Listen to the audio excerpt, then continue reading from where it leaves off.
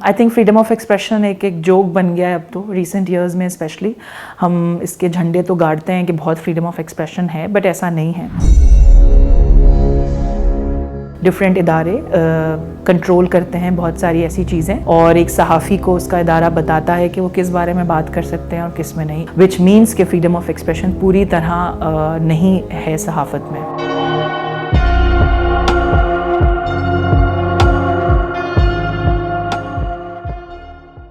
मेरा नाम बुराक शब्बीर है और मैं एक लाइफस्टाइल, कल्चर और एंटरटेनमेंट जर्नलिस्ट हूँ बेस्ड इन कराची।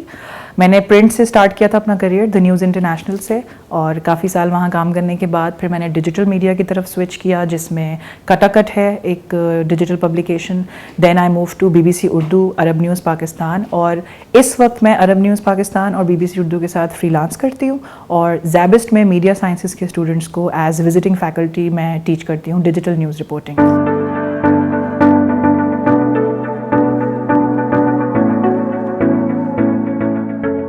बहुत ज़्यादा प्लान्ड नहीं था मेरे लिए ये कि मुझे सहाफ़ी बनना है या जर्नलिज्म की तरफ आना है, तो बहुत ही अनप्रेडिक्टेबल एक जर्नी रही। तो वो एक प्लान्ड नहीं था, लेकिन जब मैंने इंटर्नशिप की और उसके बाद फिर मुझे वहाँ जॉब ऑफ़र हुई और मैंने न्यूज़ रूम में काम किया, तो मुझे भी इंटरेस्टिंग लगा, और जिनके साथ मैं काम कर रही थी उन्हें भी लगा कि स्किल्स और नॉलेज मतलब मेरी है जो मैं कर सकती हूँ। तो फिर एक दफ़ा जब ऐसे लगा कि it's something that I want to do, मैं कंटिन्यू करना चाहती हूँ, तो there was no looking back, और अब 10 साल हो चुके हैं। जहाँ तक स्ट्रगल की बात है, तो ऑब्वियसली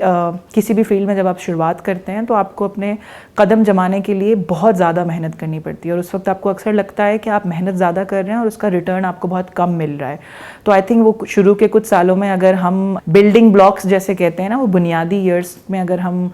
लॉन्ग टर्म गोल्स को अगर अपने माइंड में रखें, तो आई थिंक उस वक्त वो इतनी ज़्यादा मेहनत आपको भारी नहीं पड़ती, क्योंकि मुझे लगता है कि शुरू के कुछ सालों में जो बहुत ज़्यादा उस वक्त हार्डवर्क लगता था जो मैंने किया है, आई थिंक वो आज तक मेरा साथ दे रहा है, और उसकी वजह से ही मैं उसके बाद जो भी अपॉर्चुनिटीज़ कर सकी या अच्छे से परफॉर्म कर सकी डिफरेंट इदारों में, डिफरेंट रोल्स में, तो वो वही साल थे जिन्होंने मेरी हेल्प की। तो उस वक्त पेशेंस और कंसिस्टेंसी आई थिंक बहुत ज़रूरी होती है।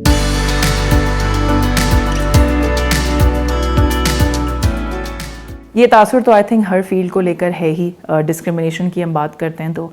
मर्द हजरात को लगता है कि उनके मौके उस तरह से नहीं है जिस तरह फीमेल्स के हैं। सो ये डिबेट हमेशा रहेगी, लेकिन अगर मैं अपनी बात करूं तो थैंकफुली, फॉर्चुनेटली ऐसा नहीं है कि मैंने ये देखा हो कि मेरे किसी मेल कॉलीग या मेल काउंटर पार्ट को कोई ऐसी अपॉर्चुनिटी या मौका मिला हो जो मुझे ना मिला हो, सलाहियतें होने के बावजूद। ऐसा कुछ मैंने फेस नहीं किया ज़ाती तौर पे, और अपने इर्द गिर्द भी मैंने बहुत ज़्यादा नहीं देखा। अलबत्ता ऐसा ज़रूर है कि कोई भी फील्ड हो, स्पेशली अगर हम मीडिया की इस वक्त बात कर रहे हैं, कहीं कहीं बीइंग अ फीमेल आपकी अपनी कुछ बाउंड्रीज और लिमिटेशंस होती हैं, जिनसे आपको लगता है कि हर जगह जहां एक मेल रिपोर्टर पहुंच सकता है, टाइमिंग है या किस किस्म के लोगों से मिलना है या किस तरह के इवेंट पर जाना है, वहां आपको थोड़ी लाइंस अपने लिए ड्रॉ करनी पड़ती हैं, क्योंकि ऑब्वियसली आपको अपनी सेफ्टी और सिक्योरिटी का भी ख्याल रखना है।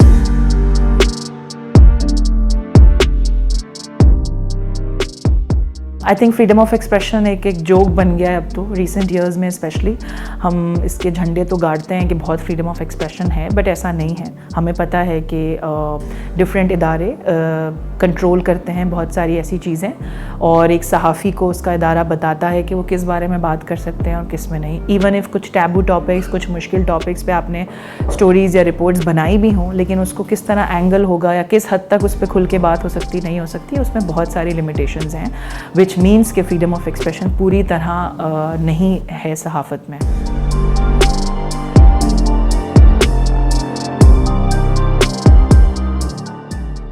जब मैंने स्टार्ट किया था तब तो शायद मामलात बहुत बेहतर थे, मतलब जर्नलिज्म के हालात अच्छे थे, लेकिन जो ओवर द इयर्स डिक्लाइन आया है जर्नलिज्म में,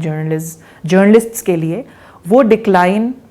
लोकल मीडिया में मैं जिस तरह देखती हूँ, उसके बाद मामलात इतने बुरे हो गए हैं कि मतलब आपकी बहुत लिमिटेड सैलरी में आपको बहुत ज़्यादा काम करना है, आपकी कोई एक स्पेसिफिक बीट नहीं है, 3-4 बीट्स एक ही रिपोर्टर देख रहा है, तो ऑब्वियसली वो आपका फिर फोकस, आपके आइडियाज़, आपका ब्रेन फिर उस तरह फंक्शन नहीं करता जब आप हर तरफ दौड़ रहे होते हैं। कोई साइन इन साइन आउट का टाइम नहीं है, आपके कोई आवर्स, वर्क आवर्स, कोई चेक एंड बैलेंस नहीं है। तो ये सारी चीज़ें जो होती हैं ना, वो फिर आपके काम को, आपकी तरक्की को रुकावट बनती है इन सब के लिए। इंटरनेशनल मीडिया में मैंने देखा कि ऑब्वियसली सैलरीज तो वेरी करती हैं और मतलब बेहतर ही होती हैं, लेकिन सैलरीज के अलावा भी ये जो कुछ सर्टेन पॉलिसीज़ या रूल्स हैं छुट्टियों को लेके, एक सर्टेन बीट को लेके, टाइमिंग्स को लेके, कुछ हद तक वो फॉलो किए जाते हैं। और फिर आई थिंक जब आप बेहतर अर्न करते हैं तो आपको लगता है कि आप फिर मेहनत आप कर पाते हैं, you have this motivation to work. So I think वो लोकल मीडिया में इन सब लिमिटेशंस की वजह से इतना ज़्यादा एक फ्रस्ट्रेशन और स्ट्रेस का माहौल हो गया है कि वो फिर काम में झलकता है और फिर काम उस मयार का नहीं हो पा रहा। बरक्स इसके इंटरनेशनल मीडिया इसलिए अपने मयार पे इतनी ज़्यादा एम्फेसिस कर रहा है और इतना ज़्यादा लोगों को मतलब अपने रिपोर्टर्स को पुश करता है, क्योंकि एट द एंड वो कहता है कि जब हम आपको अच्छा पे कर रहे हैं, जब आपको हम छुट्टियाँ दे रहे हैं, जब आपको आपका टाइम ऑफ दे रहे हैं, तो फिर आप परफॉर्म भी वैसा ही करें जो हमारे मयार के मुताबिक हो।